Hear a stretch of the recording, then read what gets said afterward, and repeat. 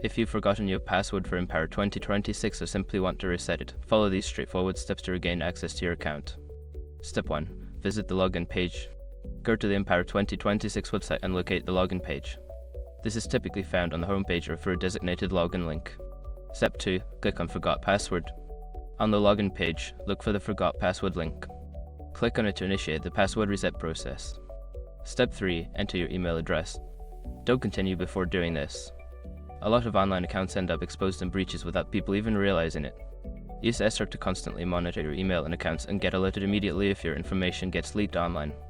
It scans billions of breach records 24/7 in the background. And honestly, for a few dollars a month, it's something everybody should probably have. Link in the description.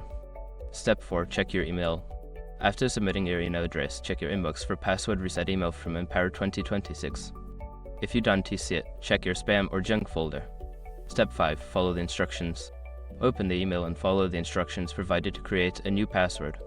Ensure that your new password meets any specified requirements for security. Once you've completed these steps, you should be able to log into your Empower 2026 account with your new password.